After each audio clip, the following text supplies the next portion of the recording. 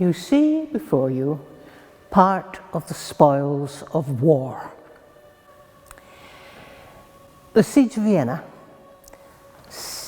in the late 17th century. One of the generals under Jan Sobieski was a Leslie from Fetternear. They were victorious, and after the war, he sent home to Scotland, to Fetternear in Aberdeenshire, vestments made of flowers and captured Turkish armoury. This is it, this high mass set. Well, you say there's not much by way of armoury there. There is and there isn't, because if you look at these gold swirls, the heavy bits of gold work, they possibly came from a saddle or a horse's caparison worn by perhaps a Turkish general or a commander of some kind. But at that time, there was a society or an association of people called the Zerdudzans who worked in the Topkapi Palace. And their function was to provide gold work for saddles, for caparisons, bits like that, because gold work prevented the horses from being damaged by sword blades and things like that.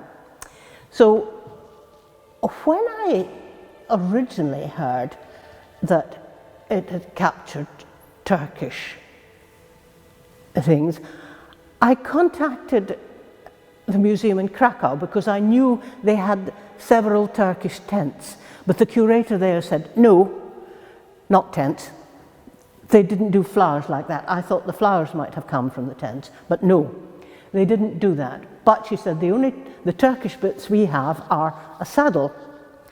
And I got the picture of the saddle, and there were all these patterns in gold worked on it. So I thought, well, okay, that's where it came from. And I looked up Turkish embroidery, and there are stitches that correspond in modern embroidery to the techniques used in the gold work here. The use of plate is used in modern tel kakma to this day. They've revived that. And these crossed bits, almost checkered, are like modern musabak stitch. Right. That sort of put the gold work in picture. But then other people had said, well, maybe it was done by the Ursulines. Well, there is an Ursuline convent. It was an Ursuline convent set up in the 1660s in Vienna by Eleanor of Gonzago, long before the Siege of Vienna. And their speciality is laid silver work. The background with silk on top of it. There's a very famous chasuble called the Rosenornat in Vienna. And the background is pretty similar to this.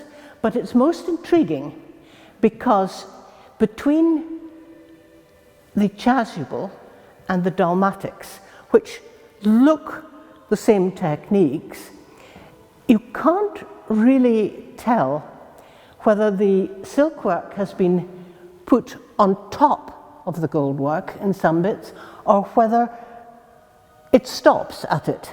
I had a lovely vision one day of two professional embroiderers on their hands and knees with magnifying glasses, with this on the floor, on a sheet, admittedly, arguing as to which bits went under and which bits stopped. We still don't know. But obviously, the Ursuline sisters provided the central orphrey, and if you look carefully, not so much on the chasuble, but on the dalmatics, you can see where different people have used slightly different techniques working the grapes and the vine leaves. Right, that got that okay. But the flowers, well, I'd seen a chasuble in Hungary with flowers on it, just flowers. No goldwork, no silver, just flowers. And the flowers were very like that. I wonder if these are Hungarian, you know, the sort of the blue cornflowers, the tulips, things like that, carnations especially. And I wasn't sure, but Father Gabor came in one day with his mother, and she took one look at it and she said, "Oh, Hungarian flowers, definitely, fine." That put the flowers, well, Eleanor Gonzaga was a queen, the Austrian-Hungarian Empire, so possibly there were Hungarian sisters in the convent as well. So that took care of the flowers, fine. Then the other beautiful bits on this are the bands.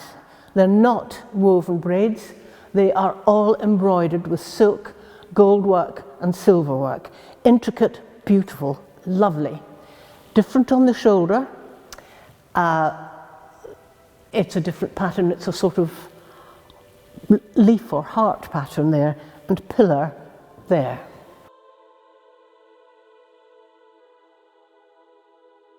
People, for a long time, it was believed that this embroidery was a Mary Queen of Scots one. And there's another chasuble in Edinburgh that they think is Mary Queen of Scots, but it's Baroque as well. And you can tell that it isn't really Mary Queen of Scots because you've got tulips on it. And the tulips really didn't come into the embroidery designs in Britain until the 17th century. Very late 16th or 17th century, certainly not Mary Queen of Scots.